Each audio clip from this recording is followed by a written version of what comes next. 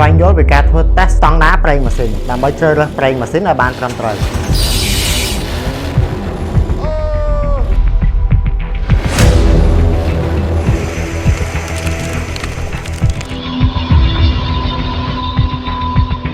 រៀបសួរពុកម៉ែបងប្អូនទាំងអស់គ្នាកាលពីវីដេអូមុនយើងបានចែករំលែកបងប្អូនអំពីសារៈសំខាន់នៃប្រេងម៉ាស៊ីននិងបានណែនាំឲ្យបងប្អូនស្គាល់នៅប្រេងម៉ាស៊ីនមួយប្រភេទដែលមានឈ្មោះថា Hyundai Extia ហើយប្រេងម៉ាស៊ីន Hyundai Extia នេះមានការទទួលស្គាល់ជុំវិញពិភពលោកនិងមានការតេស្តជាប់ដោយជោគជ័យពីស្តង់ដារអន្តរជាតិបងប្អូនមួយចំនួនឆ្ងល់ថាប្រេងម៉ាស៊ីនម៉ាក Hyundai Extia នឹងប្រើបានតែចំពោះឡានកូរ៉េដូចជា Hyundai, Kia Carnival ឬ Kia Morning ហើយចំពោះគុណភាពនិងស្តង់ដាររបស់ប្រេងម៉ាស៊ីនវិញត្រូវជាមួយឡានទាំងអស់នោះដែរឬអត់ជាក់ស្ដែងក្រុមហ៊ុន Hyundai Extia ផលិតប្រេងម៉ាស៊ីននេះឡើងគឺដើម្បីប្រើប្រាស់ចំពោះគ្រប់យានយន្តនិងម៉ូតូផងដែរមិនថាឡានរបស់បងប្អូនគឺជាប្រភេទសាំង Hybrid ម៉ាស៊ូត Gas ឬកែ Gas គឺសុទ្ធតែប្រើបានទាំងអស់មិនថារថយន្តខ្លាញ់គោឬរថយន្តមួយទឹកមកពីអាមេរិកអាល្លឺម៉ង់ចិនជប៉ុនគឺសុទ្ធតែប្រើបានទាំងអស់តួនាទីចម្បងរបស់ប្រេងម៉ាស៊ីននេះគឺកាត់បន្ថយសំណឹកការដាច់រលាត់ការសឹករិចរិលដែលកើតចេញពីការកកិតនៅពេលដែលម៉ាស៊ីនដំណើរការអាយុកាលនៃប្រេងម៉ាស៊ីនមានរយៈពេលយូរហើយដំណើរការបានល្អនៅក្នុងកលៈទេសៈមិនថាក្តៅខ្លាំងឬត្រជាក់ខ្លាំងប្រេងម៉ាស៊ីន Hyundai Extia នេះផងដែរក៏ទទួលបានលទ្ធផលវិជ្ជមាន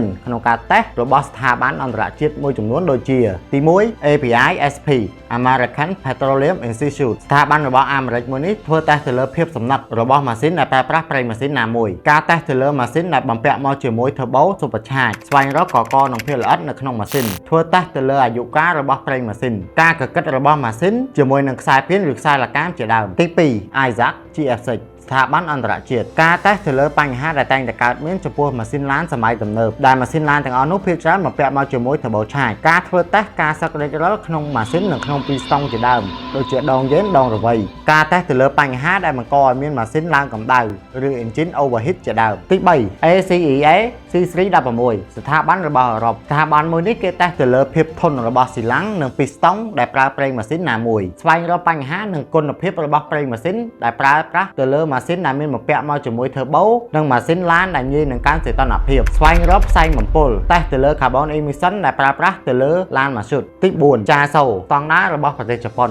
ស្ថាប័នរបស់ជប៉ុនមួយនេះគឺគេតេស្តទៅលើចង្កឹះលេខរបស់ម៉ូតូចំពោះការតេស្តទាំងអស់នេះគឺគេតេស្តស្រដៀងគ្នាទេដោយស្ថាប័នខ្លះគេផ្ដោតទៅលើភាពសំណឹកអត្រាស៊ីប្រេងឥន្ធនៈនិងផ្សែងបំពុលចំពោះស្ថាប័នរបស់ជប៉ុន JASO គេតេស្តទៅលើម៉ាស៊ីនដែលមានស៊ីឡាំង4អញ្ចឹងមុននឹងសម្រេចចិត្តផ្លាស់ប្ដូរប្រេងម៉ាស៊ីនសូមបងប្អូនស្វែងរកប្រេងម៉ាស៊ីនមួយណាដែលបានធ្វើការតេស្តតាមលក្ខណៈស្តង់ដារត្រឹមត្រូវជាពិសេសប្រេងម៉ាស៊ីន Hyundai Extia បងប្អូនទស្សនាវីដេអូមកដល់ចំណុចនេះហើយកុំភ្លេច comment ពាក្យថាយល់ជួបជាមួយគ្នានៅវីដេអូក្រោយៗទៀត